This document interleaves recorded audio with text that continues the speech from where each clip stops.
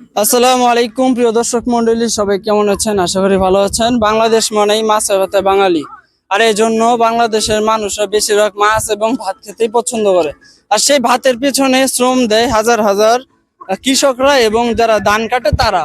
তো আমাদের এই চকের মধ্যে আপনারা জানেন যে আসলে এখন যেই মাস চলতেছে বৈশাখ মাস, এই সময় অনেকে ধান কেটে ঘরের মধ্যে নিয়ে যায় এবং অনেকে এগুলো বাজারজাত করে টাকা উপার্জন করার জন্য। তো সামনে অনেকেই দেখতে পাচ্ছি যে অনেকে কাজ করে, অনেকেই এখানে বিশ্রাম নিচ্ছেন। চলেন তাহলে গিয়ে দেখি যে আসলে তারা কেমন, এখন তাদের কাজ কেমন সম্পূর্ণ হয়েছে। চলেন সামনে যে।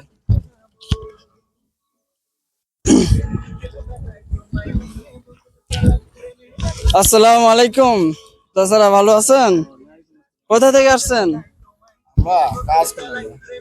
কোন জায়গা থেকে আসছেন? আপনার বাসা কোথায়? দাদুর চরে। আমিও দাদুর চরেরই স্থানীয়। পুলিটা চেনেন না? পুলিটাচের সামনে আমার বাসা। ধান কাটতে আসছেন নাকি ধানের জন্য?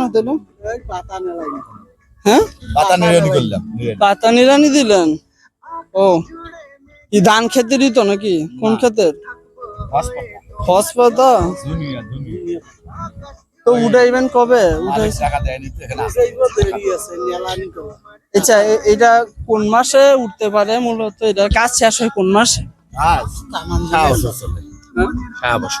সারা বছরই পাতা সারা বছরই হয়? নির্দিষ্ট কোনো মাস নাই? 12 মাস। এটা কি কারো আন্ডারে কাজ করা লাগে? আপনার টাকা দেওয়া যায়? টাকা দিতেছে মালিক আছে। এগুলা কি আপনারা নিয়ে আবার হেমায়তপুর বিভিন্ন জায়গায় নিয়ে বিক্রি করেন? আপনাকে খালি এই কাজ করে উঠে এটা উঠে যান গা? কাজ করি চলে যাই, গৃহস্থ আছে তাই বেচা। তাই বেচা? ব্যাপারী আছে, ব্যাপারী নেয় তাই বদলি নেয়। আপনার কাম দেখলে খুব মায়ের লাগে, যে কষ্ট করার লাগে না অনেক? সকালবেলা বসছি 6টায়,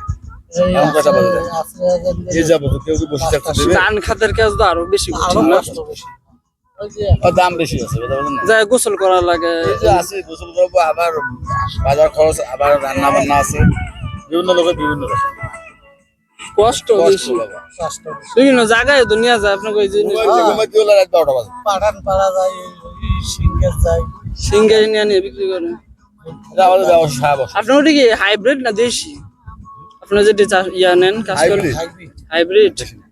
দেশিটি, আচ্ছা দেশির দাম বেশি না হাইব্রিডের দাম বেশি? দেশির দাম বেশি। ওই সবাই কি একসাথে এসে নাকি?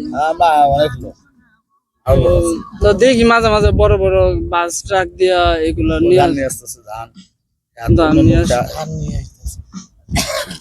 অনেক কষ্ট। যে ধান ওই দিন আবার একটা মহিলা দেখতেছিলাম বলতেছে আমার ছেলে মেয়ে আমার থুয়ে গেছে। কষ্ট। আচ্ছা ভালো থাকেন। হ্যাঁ, ঠিক আছে।